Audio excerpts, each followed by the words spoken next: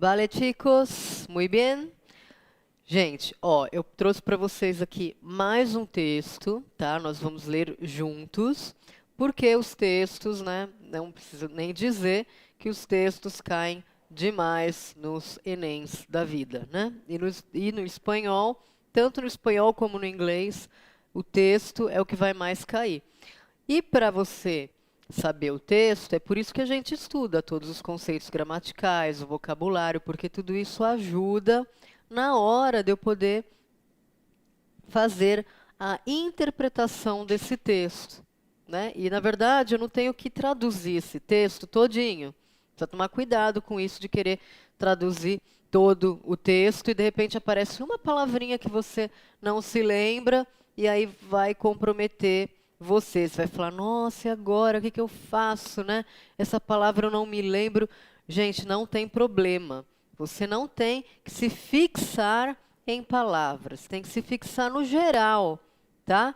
Para você ter esse entendimento do texto, fixe nas palavras-chave, nas palavras mais importantes do texto e naquelas que você se lembra, tá? Porque aí você vai aprender o significado do texto como um todo, tá? Vamos ver aqui, vamos fazer a leitura aqui prévia, tá? E com vocês eu vou destacar as palavras-chave, que são as fundamentais para o entendimento.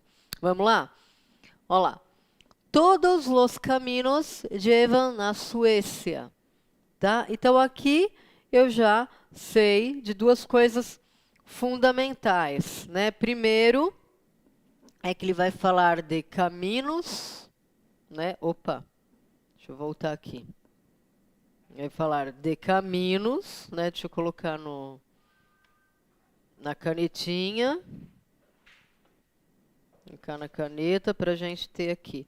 Vai falar de caminhos? Vai. E os caminhos, ele vai dizer o quê? Todos os caminhos levam, né? Que seria o llevan, à Suécia, né? O llevan, verbo levar ou llevar, é levar mesmo em português. Veja que fica fácil através da similaridade desses dois. É similar e dessa vez não é falso amigo, né? Então, fica tranquilo para você saber. Todos os caminhos levam à Suécia. Se eu for pensar aqui, gente, se eu pensar no início, eu já tenho uma ideia o quê? Que provavelmente vai se tratar de um texto turístico, né? Um texto que vai falar sobre curiosidades, lado turístico da Suécia. Provavelmente, ok? Então, o título, às vezes, me direciona a algo que provavelmente vai acontecer. E eu tenho que realmente ficar desperto para isso, né? Eu tenho que já, logo no título, já ficar desperto e esperto, né? Os dois, tá bom? Vamos lá. En el sistema de seguridad social español, los trabajadores en activo son los que pagan las pensiones de los jubilados. E, aunque esse modelo desafia a la demografia, apenas ha sido modificado. Então, gente, ó aqui.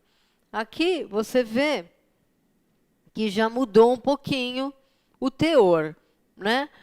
Parecia que era um texto turístico, mas aqui no início eu já penso o quê? Que é um texto que também vai retratar de economia. Por quê? Ele vai falar, ó lá, de sistema de seguridade social, né? Um termo econômico, sistema de seguro social. Los trabajadores em ativo, né? Os trabalhadores que estão em atividade, ok? Que estão em pleno exercício de suas funções, são os que pagam as pensiones de los jubilados. Os trabalhadores em ativo são os que pagam as pensões de los jubilados. Jubilados a gente já viu, né? Em alguns textos atrás, que eu me lembre, que são os aposentados, não são os jubilados mesmo, em português, né, de júbilo, tem nada a ver. São os aposentados. Então, os trabalhadores em ativo são os que pagam las pensiones de los jubilados. E a gente já viu que o I é o mesmo que o nosso E. E, aunque esse modelo desafia a la demografia, apenas ha sido modificado. Aunque, vocês lembram que a gente viu as conjunções? Isso é muito legal. Se você não se lembra, volta lá, tanto no vídeo como na nossa apostila, para ver as conjunções de novo. Porque aunque é apesar de. Apesar de. Se eu não souber conjunções, gente, fica muito complicado entender o texto, porque a conjunção é o que realmente ela dá essa junção, né, de termos, essa junção de orações, e ela está carregada, ela está repleta de significado, tá? Então, eu não posso, né, ficar alheio, né, sobre as conjunções. Então, apesar que esse modelo desafia a democracia, apenas tem sido modificado. Existe certo consenso em Europa sobre as soluções mais apropriadas. Então, existe um certo conceito na Europa sobre as soluções mais apropriadas, tá? Consenso e solução, palavras-chave aí, porque eu quero saber qual que é esse conceito e qual seria essa solução para esse problema, né, do trabalhador que está ativo, ele acaba pagando pelo aposentado, né? Então, às vezes, complica um pouco a economia. Buena parte de los analistas descartan la instauración de un modelo totalmente privado, pero aceptan reforzar el componente de capitalización del sistema, que puede ser privado o público, algo que se ha hecho en países con sistemas de bienestar tan acreditados como el sueco. Olá, buena parte de los analistas, é isso mesmo que parece em português. Boa parte dos analistas descartam. Então, o que acontece com os analistas? Eles descartam um sistema de modelo que seja totalmente privado. Isso eles não querem, né? É o que eles não querem, pero, né? Aí ele coloca uma adversativa, pero, que é um mas, aceptam reforçar o componente de capitalização do sistema. Eles aceitam reforçar o componente de capitalização do sistema, que pode ser privado ou público, né? A gente já viu que ou assim significa ou. Algo que se ha hecho em países com sistema de bienestar tão acreditados como o sueco. Então, aqui ele já diz que é alguma coisa que já se tem feito, ha hecho, tem feito, já tem sido feito em países com um bem-estar tão bom como o sueco. Por quê? País sueco, país de primeiro mundo, né? É óbvio que tem uma situação boa, né? El país nórdico introdujo entre 1994 e 1998 uma reforma profunda em seu modelo de seguridade social. Em ele, que as pensões estão correlacionadas com as contribuições. A redistribuição é pequena e o sistema se estabiliza, algo fundamental. Então, vamos lá. Ele está dizendo assim, que o país nórdico introduziu entre 1994 e 1998 o quê? Uma reforma profunda no modelo do quê? De seguridade social, né? Na verdade, aqui, o texto todo, ele versa sobre esse tema, o que é o sistema da previdência social, né? A gente fala seguro social ou previdência social, sistema de providência ligado à aposentadoria. Em ele que as pensões, né, as pensões estão relacionadas com as contribuições, ok? Então, a redistribuição é pequenina, e o sistema se estabiliza, que é algo fundamental. Então, aqui ele colocou o quê? A solução. O que o país nórdico introduziu? Um sistema em que as duas partes estão relacionadas, né? Tanto a pensão como a contribuição trabalham aí num sentido de estabilidade, né? Para ficar de estabilidade econômica. Então, elas ficam em equilíbrio, tá bom? E o sistema, então, claro, né? Ele se estabiliza, tá? Vamos lá. Las proyecciones de la Comisión Europea indican que en 2050 España prácticamente habrá duplicado el coste que suponen las pensiones para el PIB, pasando del 8,6% en 2004 hasta el 15,7% a mediados de siglo. Então, aqui, o que eu tenho aqui? Um dado, né? Um dado importante. As projeções, né, da Comissão Europeia indicam que em 2050 a Espanha praticamente haverá duplicado el coste, o custo, né, das pensões para o PIB, né, o PIB, o Produto Interno Bruto. Por isso que eu tenho que ter noções de economia também para poder entender um texto. Na verdade, tudo, gente, que tiver ligado ao seu conhecimento de mundo é melhor na hora que você estiver interpretando um texto. Quanto maior esse teu conhecimento tiver, melhor vai ser o entendimento de um texto qualquer. Veja que aqui eu tenho certos conceitos econômicos que eu posso aprender em geografia. Né? Olha como está tudo ligado. Existe uma ligação entre as matérias, né? Então, na hora que você está estudando ali geografia, mal sabe você que você também pode estar estudando para uma prova de espanhol. Só que vai ser em outra língua. Um texto vai aparecer com certos conceitos, né? Que devem estar aí arraigados, né? Certinho aí na tua mente, tá bom? Que fazem parte aí do seu arcabouço intelectual, ok? Vamos lá. Passando, então aqui eu tenho dados de números, tá? E dados de números é sempre bom eu ficar muito ligado, porque eles podem cair depois em forma de pergunta e cair às vezes em forma de pegadinha. Ele pode dar um número aqui que aparece, tá?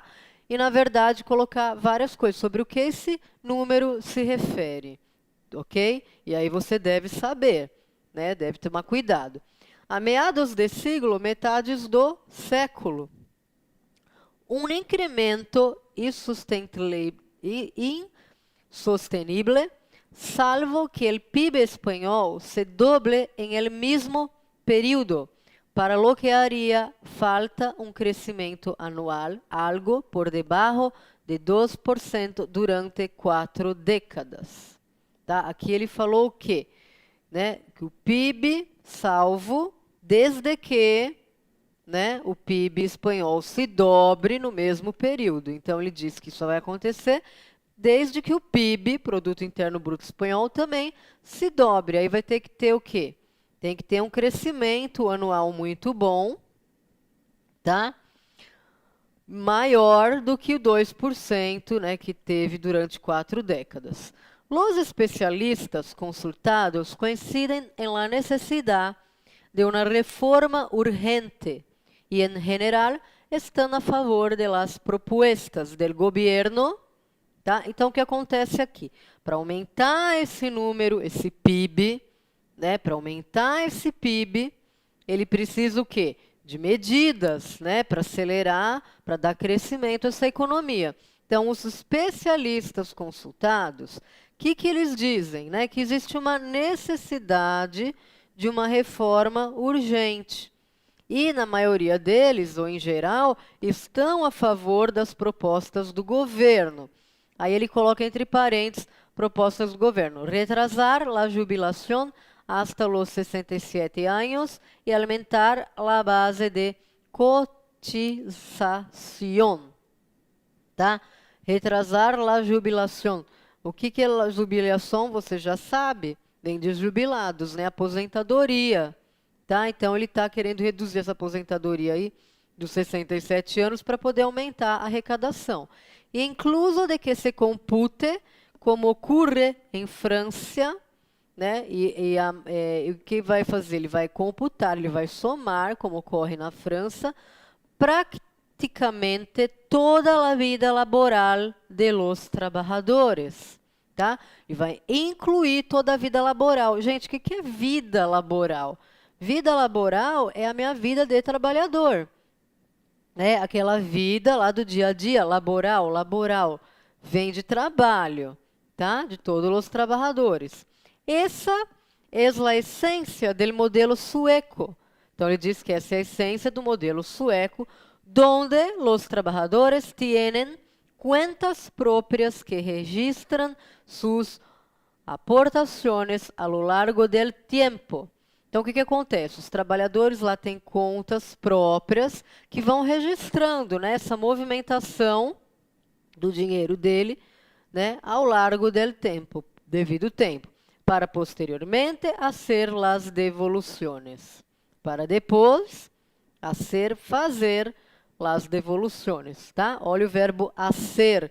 Hacer aparece muito, verbo fazer, tá bom? Vamos lá.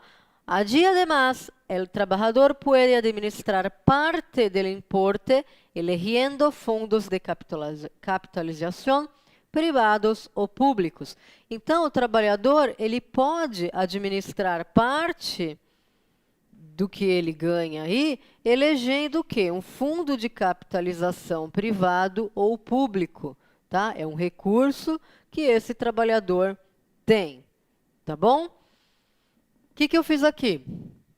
Né, caso depois você esteja ali, né, com dúvida em alguma coisa, vai estudar esse texto de novo, que eu tenho certeza, eu coloquei para você a tradução, que eu vou ler com vocês, e está disponível na nossa apostila, tá? O que é muito importante você saber. Todos os caminhos levam à Suécia. Então, vejam aqui. Em primeiro lugar, a gente viu um texto que parecia ser, né, algo, né, um texto turístico, mas quando a gente começou a ler por alguns termos técnicos, a gente já viu que não se tratava, né, de um texto de turismo, e sim de um texto sobre a economia da Suécia, ok? Mas elogiando, dizendo que existem medidas ali, né, de previdência social bem interessantes. Então, vamos lá. No sistema de previdência social espanhol, os trabalhadores ativos são os que pagam os benefícios dos aposentados. E, embora este modelo desafie a demografia, mal tem sido modificado. Existe um certo consenso na Europa sobre as soluções mais apropriadas. Vejam, nada diferente daquilo que a gente foi vendo aí naturalmente, tá? Existe um certo consenso na Europa sobre as soluções, um consenso, né, na Europa sobre as soluções mais apropriadas. Boa parte dos analistas descartam a instauração de um modelo totalmente privado, mas aceitam reforçar o componente de capitalização do sistema, que pode ser privado ou público, algo que foi realizado em países com sistema de bem-estar tão reconhecidos como o sueco. O país nórdico introduziu entre 1994 e 1998 uma reforma profunda do seu modelo de previdência social, no qual os benefícios guardam relação com as contribuições, a redistribuição é pequena e o sistema é estabilizado, algo fundamental. Tá? Vejam que mesmo que eu não traduza aí palavrinha por palavrinha, né, se você pegasse aí as palavras-chave, ok? Pela lógica do contexto, você saberia sobre o que o texto fala, qual que é a ideia principal, né? Os dados ali você conseguiria reconhecer, ok? Então, é só ficar ligado e prestar atenção, tá? Vamos lá. Opa! As projeções da Comissão Europeia, e aí, gente, desculpa, vamos tirar este acento, que não existe mais, indicam que em 2050 a Espanha praticamente terá duplicado o custo que representam os benefícios para o PIB, passando de 8,6 em 2004 para 15,7 em meados do século, tá? E aí, quando aparecer dados, você tem que ficar ligado, né? Porque aí, se aparecer depois perguntas de interpretação que tem a ver com esses dados, você tem que ir lá Bater o olho ali e tomar cuidado para ver se dado se refere a qual elemento, tá? Então, isso precisa prestar atenção e muito. Um incremento insustentável, a menos que o PIB espanhol seja duplicado no mesmo período, o que demandaria um crescimento anual um pouco abaixo de 2% durante 4 décadas. Os especialistas consultados coincidem na necessidade de uma reforma urgente. O que significa coincidir? Que acontece aqui? Eles concordam, né? Todos eles concordam. Coincidir é a mesma coisa. De uma reforma urgente. E, em geral, são favoráveis às propostas do governo, adiar a aposentadoria até os 67 anos e aumentar a base do recolhimento.